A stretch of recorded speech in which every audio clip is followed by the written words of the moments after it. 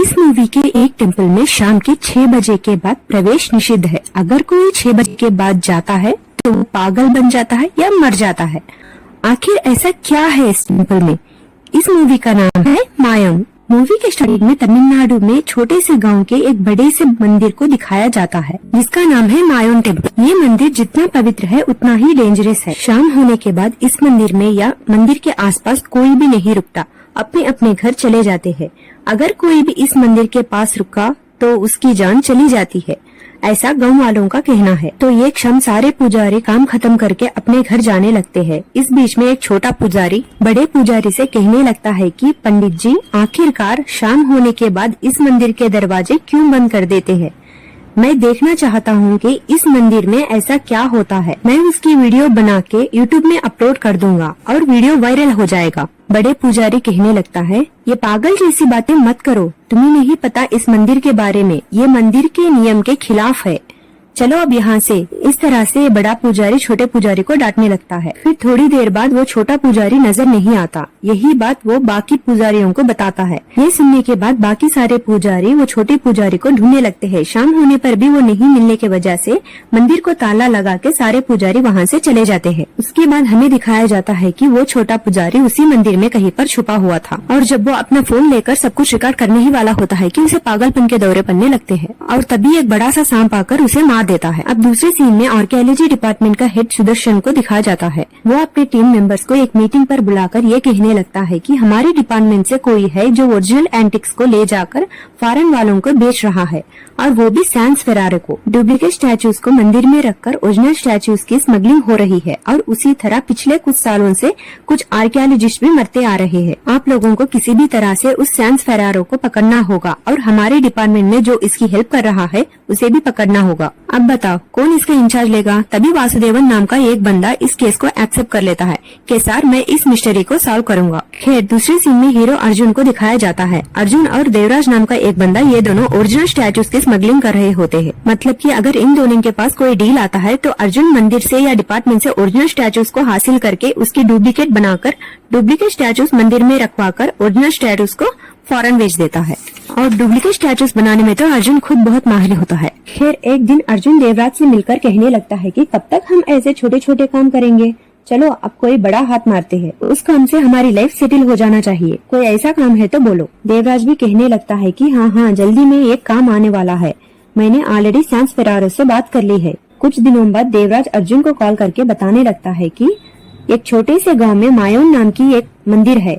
लोगों का कहना है कि उस मंदिर के अंदर काफी सारा खजाना है। अगर वो खजाना हमारे हाथ लग गया तो हमारी लाइफ तो सेटल है। फिलहाल उस मंदिर का इंस्पेक्शन करने के लिए हमारा हेड वासुदेवन वहाँ पर जाने वाला है। अगर हम लोग भी वासुदेवन की टीम में शामिल हो जाएंगे तो हमारा काम और भी आसान हो जाएगा।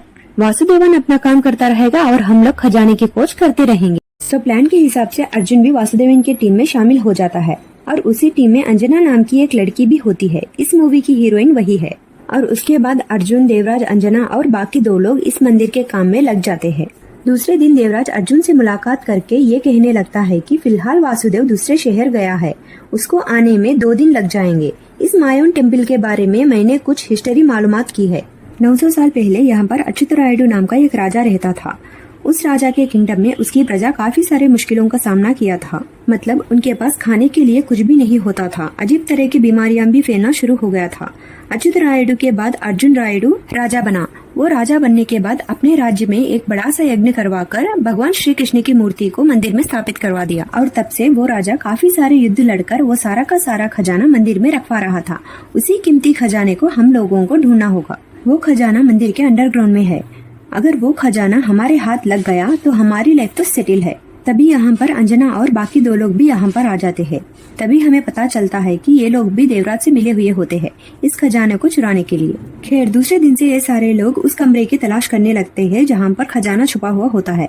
टेम्पल की काफी सारे एनालिसिस करने लगते हैं। वहाँ पर लिखी गई वर्ड्स की भी ट्रांसलेट करने लगते हैं और इसी दौरान अंजना और अर्जुन एक दूसरे को बहुत पसंद करने लगते हैं और करीब भी होने लगते हैं। टेम्पल के बाहर सब कुछ तलाश करने पर भी उनको कुछ नहीं मिलता। अब उनको टेम्पल के अंदर तलाश करना होगा। फिर 2 दिन बाद वासुदेव वापस आने की वजह से ये सारे लोग मिलकर इस गाँव के बड़े कृष्णप्पा के पास जाते हैं। वासुदेव कहने लगता है कि हम लोग गवर्नमेंट की तरफ से उस टेम्पल की इंस्पेक्शन करने के लिए आए हैं। उस मंदिर की हिस्ट्री वगैरह जानने के लिए और उस मंदिर के अंडरग्राउंड में जाने के लिए आपकी परमिशन चाहिए। ये सुनने के बाद कृष्णप्पा टोटली मना करने लगता है कि ये हमारे गांव के रूल्स के खिलाफ है। फिर वासुदेव कहने लगता है, अरे सर, आप तो गवर्नमेंट के खिलाफ ही हो गए। फिर कृष्णप्पा कहने लगता है, जो कोई भी हो, हमारे कुछ रूल्स एंड रेगुलेशंस है जो आपकी गवर्नमेंट वालों को नहीं पता।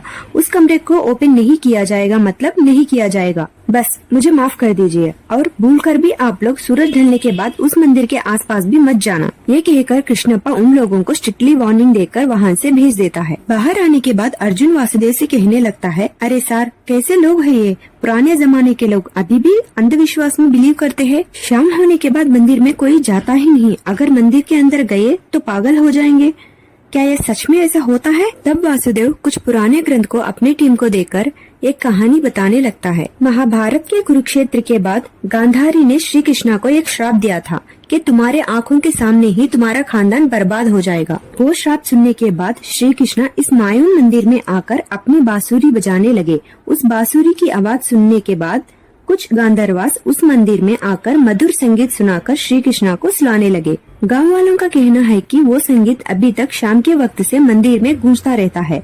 अगर वो गीत किसी इंसान ने सुन लिया तो पागल हो जाएगा या मर जाएगा। इसी हिस्ट्री को, इसी कहानी को ये गांव वाले मानते हैं। दूसरे ही दिन अर्जुन कुछ गांव वालों से इस मंदिर के बारे में कुछ पूछताछ करने लगता है। फिर उसको एक और बात पता चलती है, इस मंदिर के दूसरे कमरे में श्री कृष्णा की बांसुरी भी है। अर्जुन यही बात देवराज को आकर बताने लगता है कि हम लोगों को उस खजाने के साथ साथ उस बांसुरी को भी हासिल करना होगा, वो बहुत कीमती है। दूसरे ही दिन अर्जुन उस मंदिर में जाकर चोरी छुप के एक स्पीकर अटैच करता है। उसके बाद एक छोटा सा मक्खी का ड्रोन बनाकर उससे सारे मंदिर के एनालिसिस करने लगता है, यही जानने के लिए कि वो खजाना और वो खुफिया कमरा कहाँ पर है। वो छोटी सी ड्रोन वो सारे मंदिर की रिकॉर्डिंग करने लगती है, लेकिन फिर भी ऐसा कोई सबूत नहीं मिलता। उसी रात अर्जुन को मंदिर में लगाई उस स्पीकर में कुछ आवाजें सुनाई देती है। जब अर्जुन हेडफोन लगाकर सुनने लगता है तो एक जबरदस्त भयानक म्यूजिक फ्रीक्वेंसी आने लगती है। अर्जुन उस फ्रीक्वेंसी को सुन नहीं पाता। थोड़ी देर बाद वो मंदिर में का स्पीकर ब्लास्ट हो जाता है। यही जानने के लिए अर्जुन अपने टेंट से बाहर जाता है और उस मंदिर के तरफ जाने लगता है। तभी कुछ गुंडे आकर अर्जुन पर हमला करके उसे मारने लगते हैं। अर्जुन इन सारे गुंडों को मार के भगा देता है। दूसरे दिन देवराज अपने डीलर सैंस फेरारी को कॉल करके यहाँ पर आने के लिए कहता है, हाथ बहुत बड़ा खजाना हाथ लगने वाला है, तो तुम जल्दी से आकर इस डील को खत्म करो। ऐसा देवराज सैंस फेरारो को कहता है। उसके बाद दूसरे दिन रेवेन्यू डिपार्टमेंट वाला एक बंदा वासुदेवन के पास आकर बात करने लगता है। मुझे एक बात पता चली है कि आप लोगों ने मंदिर में किसी खजाने को ढूंढ निकाला है। आप लोग अपना अपना काम करते रहिए। खजाना ढूंढने के बाद हम दोनों गवर्नमेंट को 10% देंगे और बाकी का 90% हम दोनों बांट लेंगे।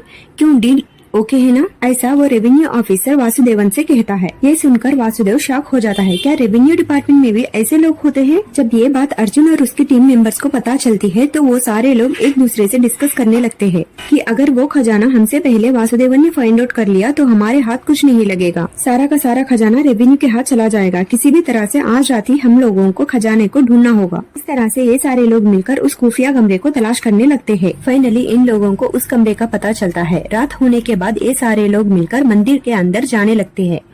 फिर मंदिर के अंदर जाने के बाद उनके साथ कुछ अजीब तरीके के डरावने हादसे होने लगते हैं और भयानक आकार भी दिखने लगते हैं और एक बड़ा सा सांबी इन लोगों के पीछे पड़कर इनको मारने की कोशिश करता है। इन सबसे बचकर आते ही होते हैं कि इन लोगों को वो अजीब सी फ्रीक्वेंसी सुनाई देती है। उस आवाज को ये लोग बर्दाश्त ही नहीं कर पाते। तभी अर्जुन को उस मंदिर में कृष्णप्पा का बेटा नजर आ जाता है। जब इन लोगों को देखकर वो भाग रहा होता है, अर्जुन उसको मार के एक कमरे में बंद कर देता है। अर्जुन अपने टीम मेंबर से कहने लगता है कि ये सब कुछ कृष्णप्पा के बेटे का ही चाल है, यहाँ पर ऐसा कोई मायाजाल है ही नहीं। खैर फाइनली बहुत ढूंढने के बाद उनको वो खुफिया कमरे का दरवाजा मिल जाता है। जब ये लोग उस कमरे का दरवाजा खोलने लगते हैं वो खुलता ही नहीं।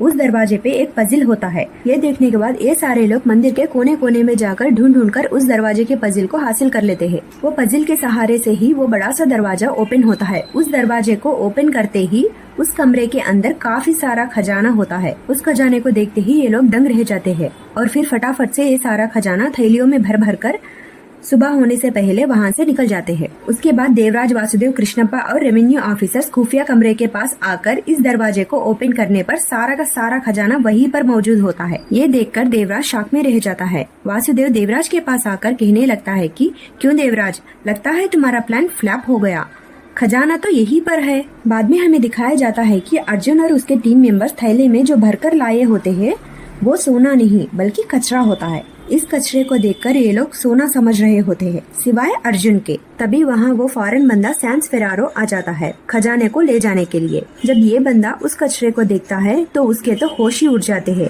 अर्जुन से पूछने लगता है कि मेरा खजाना कहाँ पर है, तो अर्जुन इन लोगों से फाइट करने लगता है। बाद में यहाँ पर एक सस्पेंस रिवील होता है जब आर्कियोलॉजी डिपार्टमेंट का हेड सुदर्शन ये कहा था कि इस केस को कौन हैंडल करेगा। उस वक्त वासुदेव ने ये कहा था कि मैं इस केस को हैंडल करूंगा और इस केस में अर्जुन मेरा साथ देगा। मतलब अर्जुन जानबूझकर देवराज से हाथ मिलाकर उसके साथ स्मगलिंग करने लगा। सैंस फेरारो, देवराज और उस रेवेन्यू डिपार्टमेंट वालों को भी पुलिस अरेस्ट कर लेती है। ये सब कुछ होने के बाद वासुदेवन अर्जुन से पूछने लगता है कि ये सब कुछ तो ठीक है, लेकिन मंदिर में तुम्हारे दोस्तों को जो लोग नजर आए थे वो कौन थे। अर्जुन कहने लगता है, अरे सर, उस मंदिर में ऐसा कोई मायाजाल नहीं था, वो सब कुछ एक हेलुसिनेशन था। वासुदेव पूछने लगता है, उन लोगों को कैसे हेलुसिनेशन हुआ। अर्जुन कहने लगता है, जब वो लोग उस मंदिर के अंदर गए तो वहाँ पर एक अजीब सा फूल था, उसी फूल की महक से इन सारे लोगों को हेलुसिनेशन होने लगा। वासुदेवन पूछने लगता है, तो तुमको क्यों नहीं हुआ हेलुसिनेशन, तुम भी तो उसी मंदिर में थे। अर्जुन कहने लगता है, एक रात जब मैं बाहर गया था मंदिर के पास, जब कृष्णप्पा का बेटा कुछ जड़ी बूटियां ले जा रहा था, वो जड़ी बूटी मैंने कृष्णप्पा को भी पीते हुए देखा था। मंदिर के अंदर जाने से पहले उस जड़ी बूटी को पीने के लिए मैंने टीम को कहा था, मगर वो लोग नहीं पिए, मैंने पी लिया था, इसलिए मुझे ऐसा कोई हेलुसिनेशन नहीं हुए। उसके बाद अर्जुन ये सारी बातें टीम मेंबर्स को बताने लगता है कि हमारे हाथ कोई खजाना नहीं लगा, एक्चुअली तुम लोगों को हेलुसिनेशन हुआ था। दूसरे दिन इस गांव का बड़ा कृष्णप्पा एक स्वामी जी से इसके बारे में पूछने लगता है, स्वामी जी, अगर उस मंदिर में कोई मायाजाल नहीं था तो क्या ये सारी की सारी कहानी झूठी है। इतने सालों की श्री कृष्णा की कहानी जो हम सुनते आ रहे हैं, ये सब झूठ है। स्वामी जी कहने लगता है कि सारी कहानी 100% सच है। जिस दिन सारे लोग यानी कि अर्जुन की टीम अंदर गए थे जब रोहिणी नक्षत्र था, उस दिन गांधर्वास श्री कृष्णा के लिए संगीत नहीं गाते, ऐसा समझ लो उन लोगों का लकी डे था। और वैसे भी अभी तो इस कहानी की शुरुआत हुई है। ऐसा कहते हुए स्वामी जी कृष्णप्पा को अपनी अंगूठी देने लगता है। तभी हम लोगों को इस मंदिर के एक और भयानक कमरे को दिखाया जाता है और उस कमरे के अंदर श्री कृष्णा की बांसुरी मौजूद होती है। देखने में ऐसा लगता है कि इस मूवी का दूसरा पार्ट भी आएगा। खैर, आपको ये मूवी कैसी लगी कमेंट में जरूर बताना। तब तक के लिए लाइक, शेयर और सब्सक्राइब करना मत भूलना। बाय बाय दोस्तों।